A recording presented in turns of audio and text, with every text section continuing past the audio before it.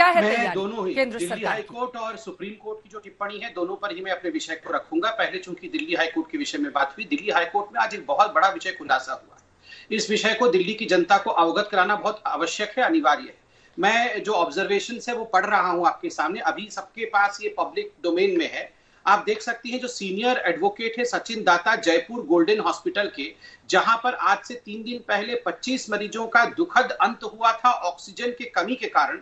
उन्होंने आज कोर्ट में बताया कि I got 3.6 empty oxygen, I was suppose to get that by 5 PM, I didn't. I normally was in touch with my supplier. Supply chain was disrupted by the Delhi government. Oxygen और remdesivir की मात्र किल्लत ही नहीं, काला बाजारी भी चल रही है। सांसों के लिए संघर्ष चल रहा है। आज सिस्टम बीमार है, मरीज लाचार है। मरीज जिंदा है तो हॉस्पिटल में जगह नहीं, और मर गया तो श्मशान में जगह नहीं है। इन्होंने कोरोना को भगाने के लिए दिए जलाने से शुरुआत की थी, आज हम लाशें जला रहे हैं। ये परिस्थिति देश में आ गई है।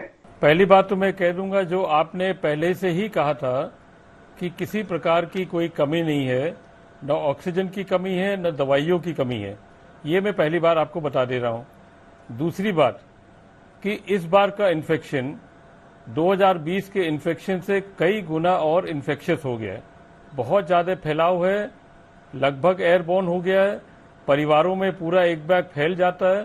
तो जितने पेशेंट हमारे पिछले बार आए थे 2020 में, उससे कम से कम 30% या 35% ज्यादा पेशेंट आज हमारे उत्तर प्रदेश में आ रहे हैं। एक एम्बुलेंस के भीतर 22 शवों का भरा जाना, समझते हैं इसका मतलब क्या होता है आप? क्यों इस तरह की बदसलूकी की जा रही है महाराष्ट्र में? क्यों इस तरह की तस्वीरें महाराष्ट्र की भीड़ से सामने आ रही हैं? माफी मांगिए इसके लिए चरण सिंह जी। अगर ऐसी बदसलूकी हुई है तो उसके ऊपर एक्शन भी हुआ। आपको पता नहीं है तो संबित पत्रा बताएंगे नहीं।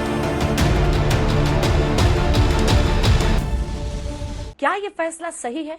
क्या महामारी के दौरान किसी की जिंदगी आम, किसी की जिंदगी खास हो सकती है? अस्पतालों में देखिए, बाहर जाकर पहुंचिए और सुनिए कराहों को, कह रहे हैं कि अगर खास हो तो मिल जाता है बेड, और अगर आम आदमी है तो उसको बाहर भी इंतजार करना पड़ रहा है। मैं कह रहा हूं कि जैसे ही मुझे किस ऑर्डर के बारे में पता चला और मैंने अपने एडवोकेट फ्रेंड से बात की, मैंने कहा कि कोई एडवोकेट अगर अपना नाम नहीं दे सकता क्योंकि हाईकोर्ट का मामला है, लोगों की प्रैक्टिस पे क्वेश्चन हो सकता है, इसलिए मैंने कहा कि पिटिशनर इन पर्सन बन के मेरी पिटीशन फाइल होगी।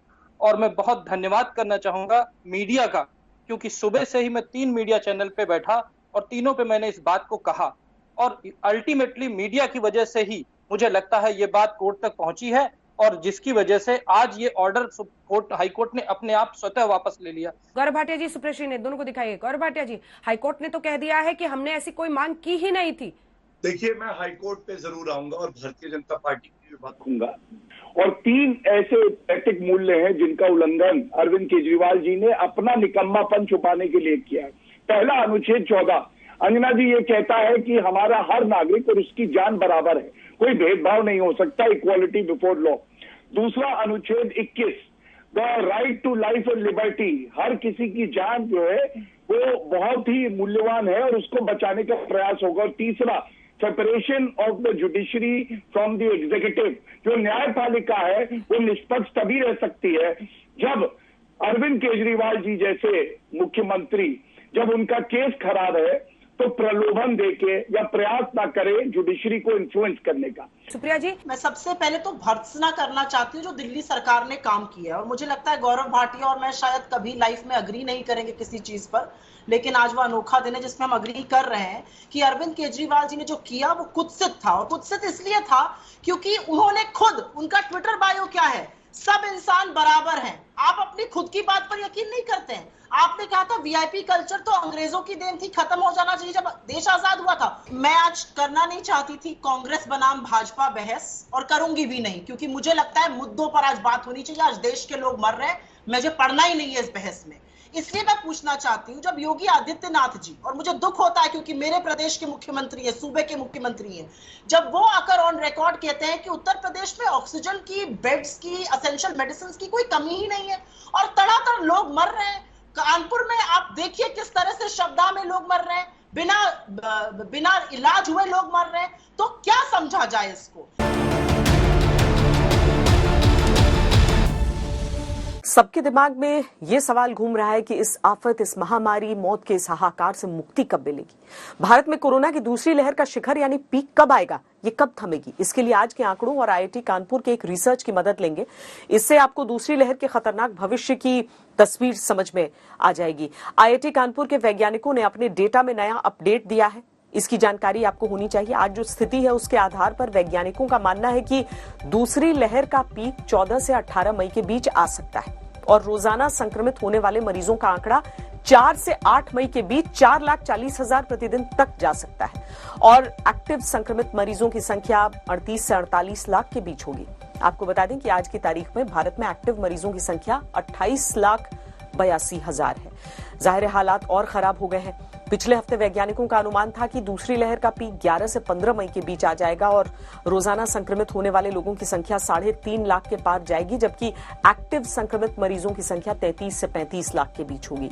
लेकिन अब यह अनुमान बढ़ गया है, क्योंकि ये इस बात पर भी निर्भर करता है कि टेस्ट कितनी तेजी से हो रहे हैं। अभी टेस्टिंग कम और धीमी होने लगी है। इसके बावजूद अगर आईआईटी कानपुर के इस मॉडल को एकदम सटीक मान लिया जाए तो 14 से 18 मई के बीच में आने वाला कोरोना का पीक कोरोना की पहली लहर के मुकाबले 3 से 4 गुना ऊंचा होगा। पिछली बार 17 सितंबर को 10 लाख एक्टिव केस थे, जबकि आईआईटी का अनुमान कहता है कि 14 से 18 मई के बीच 38 से 48 लाख एक्टिव संक्रमित मरीज हो सकते हैं। अभी यह आंकड़ा फाइनल नहीं है, हालात पर वैज्ञानिकों की नजर है। आंकड़ा इससे ज्यादा भी हो सकता है। कोरोना विस्फोट से पहले इस मॉडल ने अनुमान लगाया था कि 15 से 20 अप्रैल के बीच पीक आ जाएगा और 10 लाख एक्टिव केस होंगे, लेकिन यह बढ़ता चला गया। पहली लहर के दौरान एक कोरोना संक्रमित मरीज अपने संपर्क में आने वाले 30 से 40% लोगों को संक्रमित करता था। दूसरी लहर बहुत भयानक है। इस बार एक मरीज अपने संपर्क में आने वाले 80 से 90% लोगों को संक्रमित कर दे रहा है। डबल मुसीबत यह है कि इतनी बड़ी संख्या में संक्रमण होने के समय पर टेस्ट की व्यवस्था सुस्त है, टेस्टिंग कम हो रही है, आरटीपीसीआर टेस्ट की रिपोर्ट देर से आ रही है और कई बार जो रिपोर्ट आ रही है उस पर 100% यकीन नहीं कर सकते।